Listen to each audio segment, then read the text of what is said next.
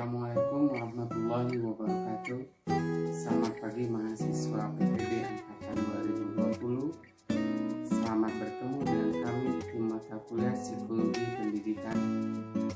Mata kuliah ini diampu oleh Ibu Peti Nurhania, MPD, dan saya sendiri, Yofianda. Keberadaan mata kuliah ini sangat penting karena mata kuliah ini menjadi jati diri Anda sesuai dengan departemen yang Anda masuki. Inilah pembeda Anda dengan mahasiswa lain. Di UPI ada satu mata kuliah lain, Psikologi Pendidikan dan Bimbingan, untuk semua mahasiswa program pendidikan. Nah, bedanya Anda dengan mereka bahwa eksplorasi Anda terhadap topik psikologi pendidikan itu lebih dalam, karena pemahaman individu merupakan salah satu kompetensi dasar sebagai seorang calon konselor. Pada akhir mata kuliah ini diharapkan Anda mampu memahami dinamika perkembangan individu dan memahami bagaimana perilaku individu di dalam setting pendidikan. Mengapa kata memahami menjadi kata kunci? Karena sejatinya di dalam psikologi, persoalan memahami itu adalah persoalan paling sulit. Tidak ada yang paling sulit di semesta ini selain memahami individu. Karena lagi-lagi dari sudut pandang kacamata psikologi, bahwa individu itu adalah pribadi yang kompleks. Dia tidak bisa dilihat dengan kacamata hitam putih, dengan simplifikasi atau melalui asumsi-asumsi yang sifatnya common sense. Dengan memahami, berarti Anda sudah masuk pada pintu psikologi. Karena hanya orang yang bisa memahamilah yang bisa mengerti dengan orang lain. Dan dalam konteks sebagai calon konselor, setelah Anda memahami, mengerti, baru bisa mengembangkan individu untuk tumbuh secara optimal. Jadi poin dasar dari tujuan mata kuliah ini adalah, kata kuncinya adalah memahami. Kata sederhana, tetapi itu memiliki spektrum makna yang sangat dalam. Nah, dari terminologi mata kuliah ini adalah psikologi dan pendidikan. Ada psikologi pendidikan. Mungkin Anda bertanya, apa ini satu atau dua? Sejatinya ini adalah satu mata kuliah. Poinnya adalah bahwa psikologi pendidikan adalah penerapan prinsip-prinsip kaidah-kaidah psikologi dalam setting pendidikan. Karena ini satu mata kuliah, maka poin atau core yang akan Anda eksplorasi pada dasarnya adalah menyangkut dinamika perkembangan individu dan bagaimana perilaku individu di dalam setting pendidikan. Lebih lanjut, kalau nanti Anda akan melakukan eksplorasi, kami sudah merancang beberapa topik yang kira-kira merespon kebutuhan Anda sebagai calon pendidik, calon konselor. Jadi rentang topik mata kuliah ini mulai dari guru sampai pada bagaimana menjadi seorang pendidik atau calon konselor yang reflektif. Kenapa guru ditempatkan sebagai fokus kajian pertama? Karena bagaimanapun, sampai kapanpun guru tidak bisa digantikan oleh teknologi. Dalam konteks keindonesiaan, peran guru tetap dominan, dan sampai kapanpun guru tidak bisa digantikan oleh teknologi. Sehingga interaksi pertama Anda dalam psikologi pendidikan diawali dengan mengenalkan teaching profession. Siapa itu guru sebenarnya? Bagaimana orang memilih guru? Seperti apa guru yang istimewa? Dan itu akan Anda lakukan eksplorasi melalui literatur, melalui hasil riset, bahkan mungkin eksplorasi pengalaman pribadi. Jadi entry point pertama adalah kita akan memotret guru dari berbagai sudut pandang. Topik kedua, kita akan bergerak pada dinamika perkembangan individu. Karena spektrum perkembangan individu itu sangat luas, maka dalam kesempatan mata kuliah ini kita membatasi pada bagaimana dinamika perkembangan kognisi dan bahasa, dua aspek perkembangan yang sangat berkaitan. Kedua aspek perkembangan ini memiliki dinamika, faktor penyebab, dan punya dampaknya.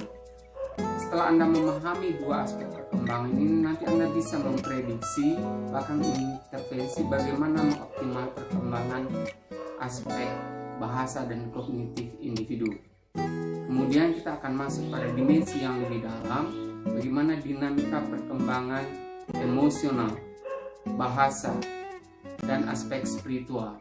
Dinamika ini akan kita lihat dari kacamata psikologi pendidikan, dari berbagai model atau teori perkembangan dengan berbagai prediktor dan bagaimana implikasinya terhadap perilaku individu di dalam proses pendidikan.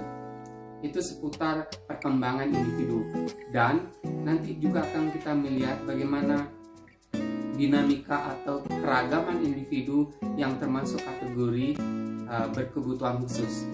Mengapa topik ini harus Anda eksplorasi? Karena tidak dapat dipungkiri bahwa mungkin di suatu saat Anda akan berinteraksi dengan anak-anak yang memiliki kebutuhan khusus, yang mereka memiliki karakteristik perkembangan, kebutuhan, dan dinamika yang berbeda, sehingga dia memerlukan treatment secara khusus.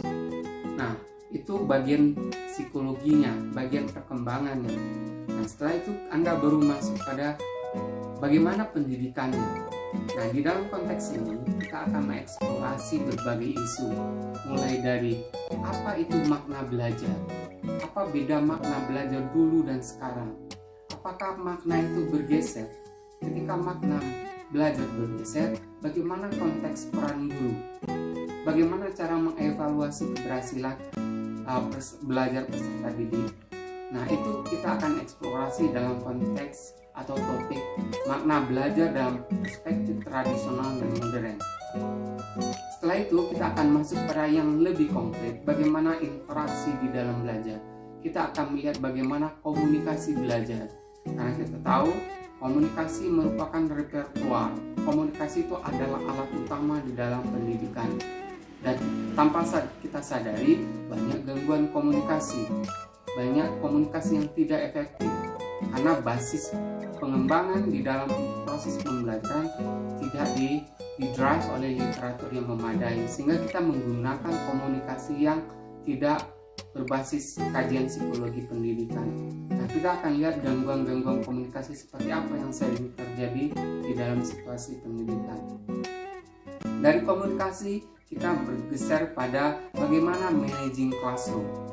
Anda akan melihat bagaimana, apakah pengalaman Anda dulu waktu SMA, bahwa bagaimana guru mengelola kelas, menyangkut penataan fisiknya, emosionalnya, penataan suasana psikologisnya, dan bagaimana penataan infrastruktur teknologi di dalam pembelajaran. Kalau jumlah kelasnya siswanya kecil, Anda nanti akan seperti apa mengelolanya.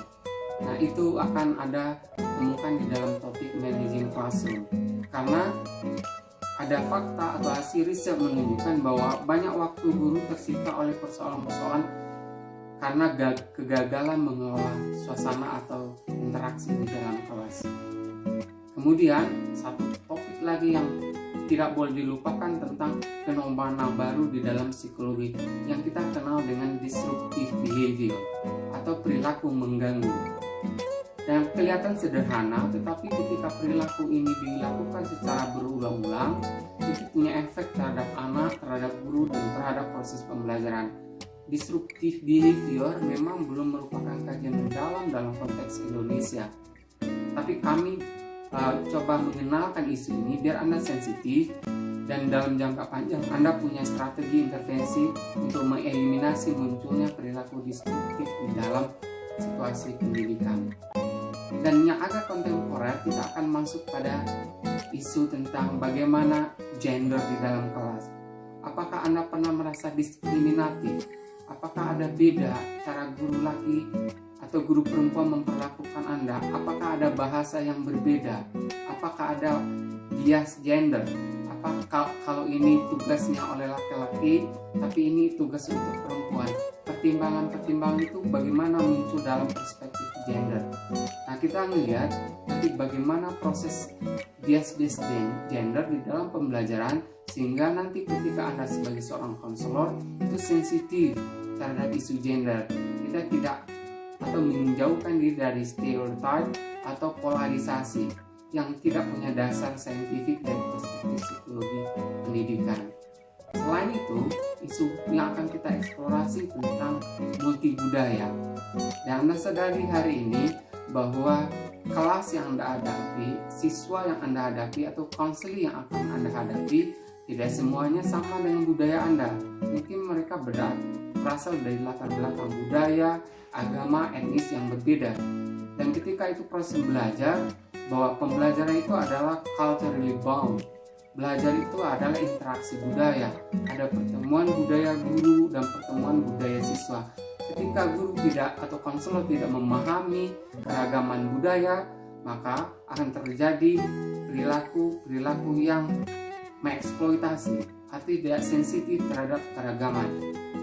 Itu yang konteksnya isu lintas budaya atau multibudaya di dalam pembelajaran. Dan yang paling terakhir, kita akan nanti bicara bagaimana proses ICT, bagaimana media di dalam pembelajaran. Ada pertanyaan, apakah penggunaan teknologi itu tepat untuk pembelajaran? Kalau iya, pertanyaannya, pada mata pelajaran apa? Untuk kondisi seperti apa pembelajaran menggunakan ICT? Apakah selamanya ICT bisa menggantikan guru? Nah, kita akan eksplorasi berbagai hasil riset mengenai efek atau nilai tambah media di dalam proses pembelajaran. Pokok bahasan terakhir kita akan bicara tentang reflective teacher. Ini adalah puncak dari pengetahuan Anda sebagai bahwa seorang guru yang profesional itu adalah yang memiliki kapasitas untuk reflektif.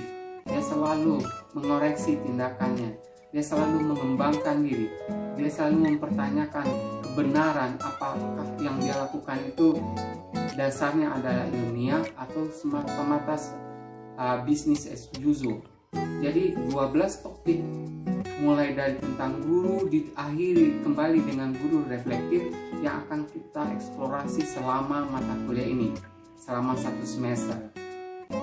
Dan karena belajarnya dengan situasi seperti ini dengan daring, bagi kami tim pengampu bukan presensi yang penting, tetapi adalah atensi.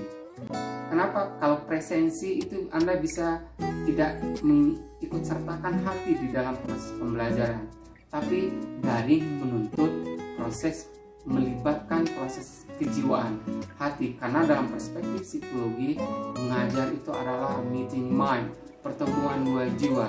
Jadi karena itu kami berharap Anda akan total mengikuti mata kuliah ini dengan melibatkan hati Anda, melibatkan jiwa Anda, sehingga nanti Anda punya engagement terhadap mata kuliah ini.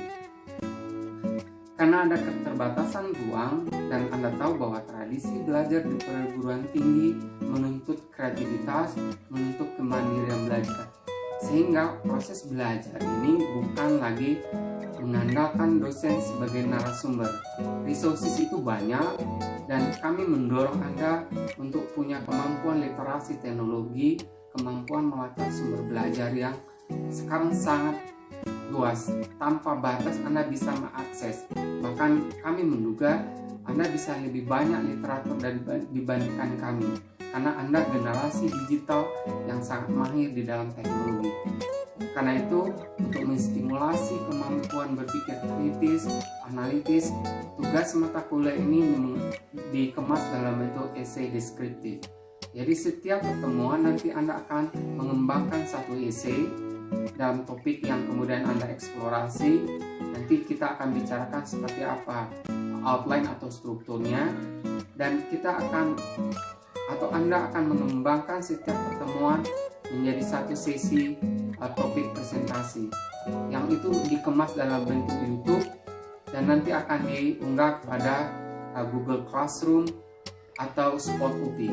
Jadi pertemuan kita akan lebih memang secara virtual, tetapi menuntut kreativitas Anda, bagaimana menyusun esai yang bagus, kemudian membuat presentasi, video presentasi, kemudian mengunggah, dan pada jam kuliah Anda akan presentasi secara langsung live bagaimana hasil pengembangan paper Anda dalam bentuk esai deskriptif. Jadi rutinitas pertemuan kita setiap minggu seperti itu. Nanti saya, Bu Pepi, akan memperkaya perspektif Anda dengan literatur baru, hasil-hasil riset baru. Jadi kombinasi eksplorasi Anda memperkaya dan diperkaya dengan literatur kami, sehingga mudah-mudahan kuliah ini sangat bergizi dari sisi keilmuan. Sehingga harapan kami betul-betul bisa mengantarkan Anda menguasai, setidaknya kemudian bisa memahami perilaku individu dalam konteks atau situasi pendidikan atau situasi dunia konseling. Itu normatifnya, bagaimana format kuliah. Jadi Anda tidak bisa menghadir di dalam mata kuliah ini dengan blank state, dengan blank mind. Anda dengan datang pikiran kosong terus kemudian Anda mendengar. Karena kuliah ini menuntut kontribusi. Oleh karena itu yang diharapkan itu adalah atensi, bukan presensi. Jadi kita akan menggunakan sharing knowledge sehingga kuliah ini akan menjadi sangat kaya dengan berbagai sudut pandang. Anda nanti bisa mengkonfirmasi, bertanya, atau mengkritisi apa yang disajikan oleh teman Anda ketika presentasi. Nah, normatifnya, bagaimana ketentuan mata kuliah, penilaian nanti akan mengakumulasi nilai paper Anda, nilai presentasi Anda, dan nilai kontribusi Anda di dalam proses presentasi ini. Itu secara garis besar mata kuliah ini, dan diharapkan pada akhir mata kuliah 16 pertemuan Anda akan memiliki kompetensi dasar sebagai calon konselor, yang salah satunya adalah menguasai memahami konseling secara mendalam. Dan tentu untuk mengeksplorasi mata kuliah ini Anda memerlukan literatur. Salah satu literatur yang Anda gunakan ini adalah dari buku Santrop, Educational Psychology. Buku ini bisa Anda upload di internet secara gratis, dan Anda bisa memperkaya dari sumber-sumber lain. Poin kami adalah silakan buku ini sebagai buku rujukan utama, dan kami berharap Anda menggunakan literatur asing. Kenapa? Karena ada dua hal yang bisa berkembang. Anda mengerti topiknya, dan di saat bersamaan kemampuan bahasa asing Anda juga meningkat. Begitu perkenalan hari ini. Mudah-mudahan Anda mengerti bagaimana mau dibawa kemana Anda dengan mata kuliah ini. Dan selama perjalanan kuliah nanti kita bisa mengimprovisasi, merevisi, atau ada harapan Anda terhadap topiknya, mungkin ada yang harus ditambah atau dikurangi. Terima kasih telah bersedia mengikuti pertemuan hari ini. Mohon maaf atas segala kekurangan. Kami akhiri. Assalamualaikum warahmatullahi wabarakatuh.